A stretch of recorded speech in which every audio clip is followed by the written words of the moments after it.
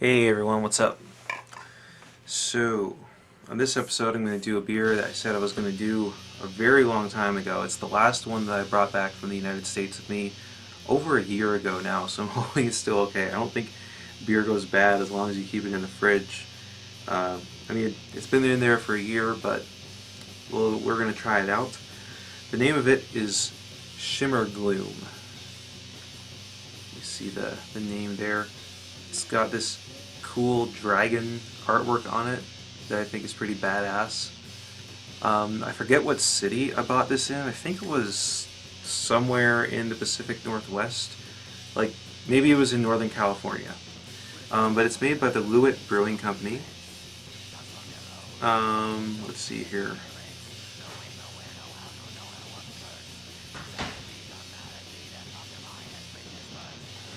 Yeah, it's 12% alcohol content, which is probably the highest percentage beer that I've had on this show yet. Yeah, made by Loowit Brewing Company, which is located in Vancouver, Washington. Oh, yeah, Vancouver, Washington. Okay, so Vancouver, Washington State, not Vancouver, BC. But this one is going to be interesting.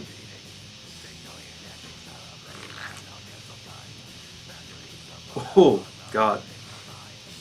That is heavy. Oh my God.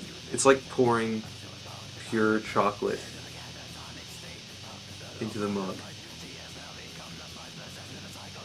That's what it looks like, that's what it smells like, and that's what it tastes like.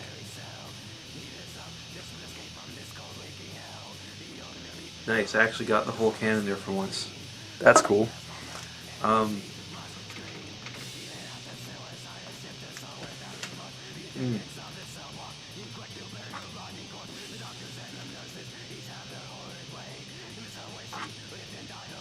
So, oh God, I certainly don't want to drink this one too quickly because I don't want to get fucking ossified today.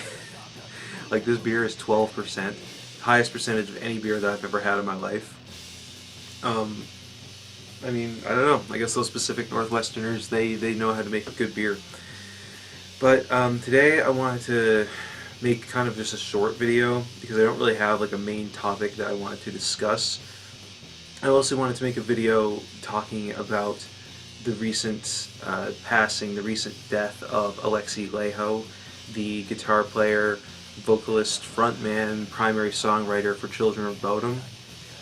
He passed away earlier this year, like I think it was January 2nd, like right at the start of 2020, and it was just such a shock to everyone, you know? I mean, I saw Children of Bodom back in 2019 when they released Hexed. I don't know what album number that is in their entire discography, but it was the last album that they ever did as Children of Bodom, because after the release of that record, the entire band, besides Alexi Laiho, basically quit.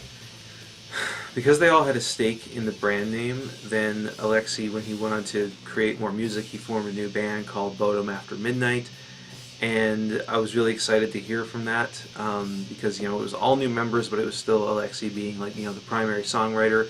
It was basically just going to be a continuation of Children of Bodom with all different members, but in reality, people mostly only cared about Alexi Laiho in that band. Like, I don't think people really cared that much about the other people in terms of like the creative process.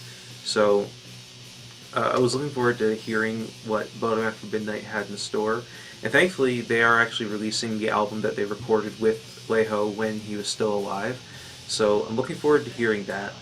But in terms of his passing, it's something that hasn't struck me as hard as some other musicians' passings in recent memory. Like, the first one who I think of is, of course, Riley Gale.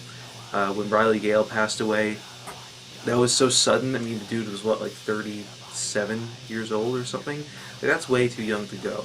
So it was really sad to hear about that, especially because it's so sudden. And if memory serves, I don't think that they've actually released the cause of death for Riley yet. And nor have they released the cause of death for Alexi Laiho, but it is known that Laiho had a lot of health issues throughout the course of his life. I mentioned in the video that I made, the I Saw Children of Bodom live video that I made after the show, that he seemed really thin and really gaunt, and Aaron told me that, you know, he's always been like that he's always been super thin, super gaunt, and that he's kind of been skeletal, and also told me that he's been like a heavy drinker throughout most of his life, and he's talked about that in interviews and stuff like that before too, right? So, that being said, I wouldn't be surprised if that bore some relation to his passing, but it's incredibly sad because Laiho was also, I think, only in his 30s or 40s, maybe. Actually, let me look up really quickly how old Alexi Laiho was when he died. Give me a second here. Reaching around the camera.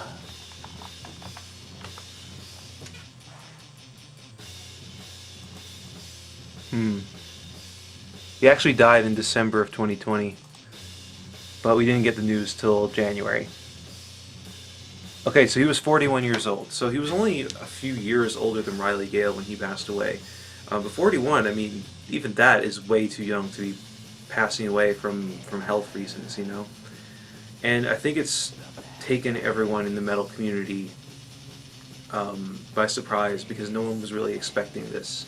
You know, there are some people out there who you can kind of tell like they're probably going to pass away any day now, but most of those people are the old guard, you know?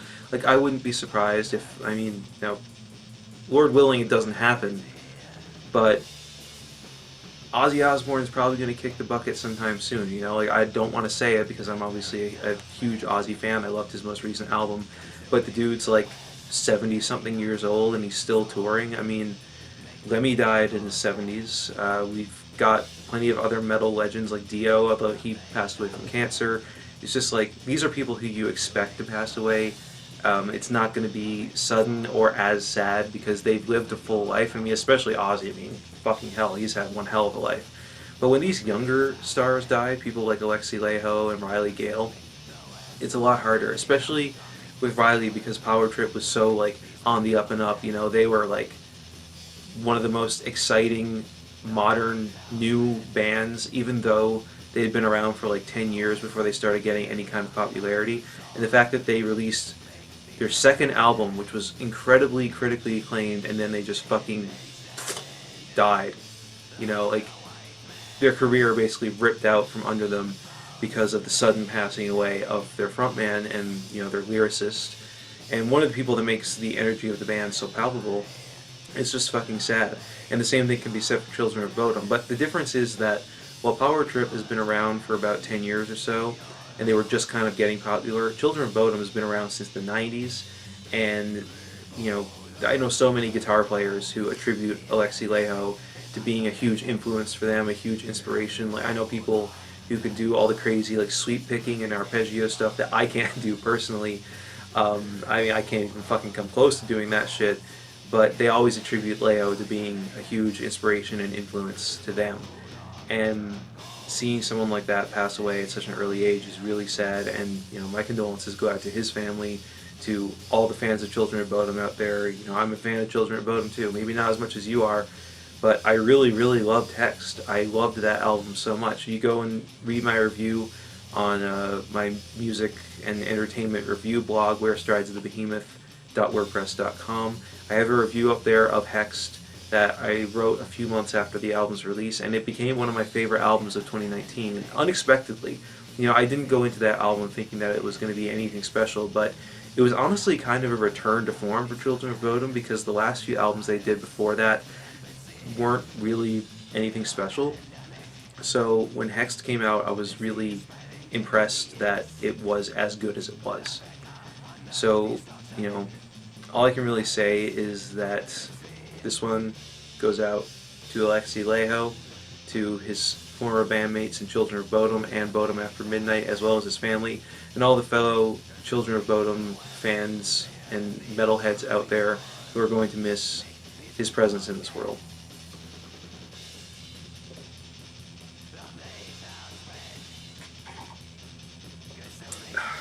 May he rest in peace. Godspeed.